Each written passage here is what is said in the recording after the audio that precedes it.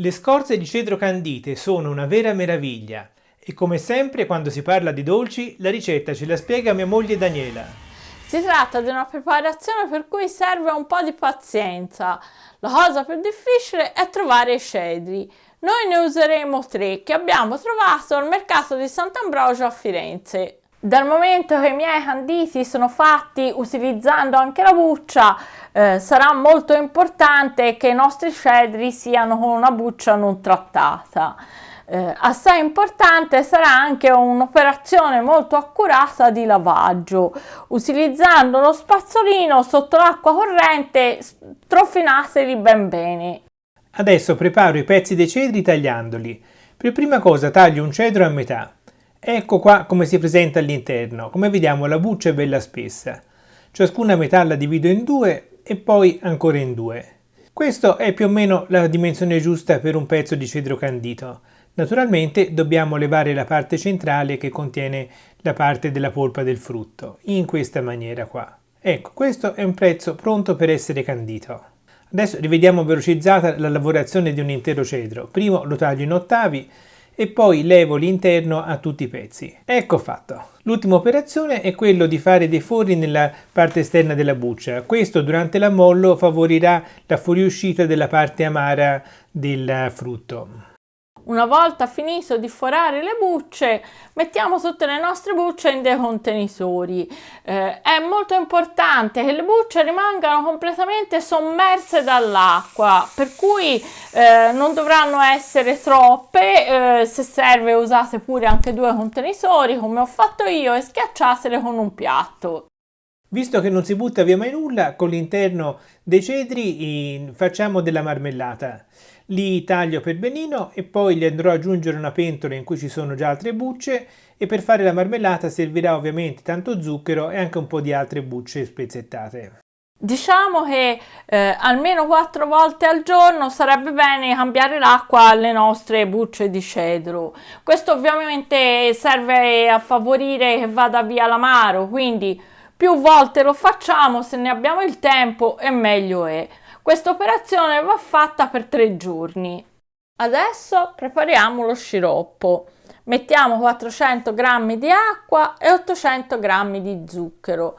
Mettiamo il nostro sciroppo sul fuoco e ogni tanto con un mestolo lo giriamo finché lo zucchero non è completamente sciolto e lo sciroppo non è diventato trasparente. Una volta che il nostro sciroppo è pronto, possiamo inserire dentro tutte le nostre scorze. Una cosa molto importante, le scorze devono restare sempre sommerse, per cui nel periodo, che è tra l'altro un periodo breve perché basta soltanto 2 minuti di bollitura, è molto importante pigiarle sotto con un cucchiaio. Passati 2 minuti di bollitura, spengo il fuoco e lascio qualche minuto le scorze a impregnarsi di zucchero dentro lo sciroppo. Nel mentre preparo la mia leccarda mettendo un foglio di carta da forno, poi prendo le pinze e inizio a sistemare sul fianco e accuratamente tutte le mie scorze. È molto importante che non siano sovrammesse una sopra l'altra, oppure insomma si devono asciugare bene. Questa operazione va ripetuta altre 2 volte a distanza di 24 ore. Questo è l'aspetto che hanno le scorze prima dell'ultima bollitura. Fra una bollitura e l'altra non si butta via lo sciroppo, ma si riutilizza. L'importante è che le bucce si asciughino fra una bollitura e l'altra. Adesso mettiamo in pentola le scorze per l'ultima bollitura, dopodiché saranno perfettamente candite. Come al solito la bollitura dura 2 minuti, schiacciamo ben bene le scorze con il cucchiaio in maniera che siano completamente sommerse dallo sciroppo che bolle. Passati 2 minuti spengiamo il fuoco e lasciamo che le scorze riposino un attimo nello sciroppo. A questo punto possiamo togliere le nostre scorze dalla pentola. Vedete come sono trasparenti? Questo significa che hanno incorporato sufficiente zucchero e questa è una cosa ovviamente molto buona.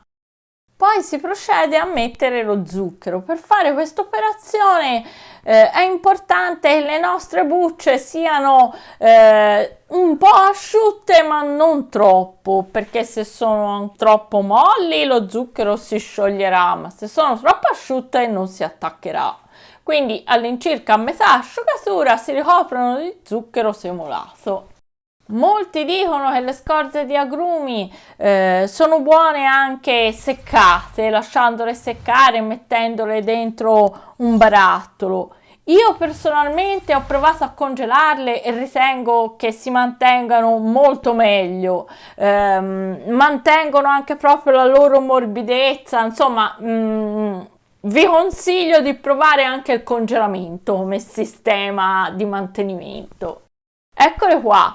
Sono bellissime, non è vero? Belle, trasparenti, morbide, sono veramente molto buone. Sono anche ottime come cibo energetico per fare dello sport. Queste scorze sono davvero fantastiche e se congelate durano davvero a lungo, se resiste la tentazione di mangiarle subito naturalmente.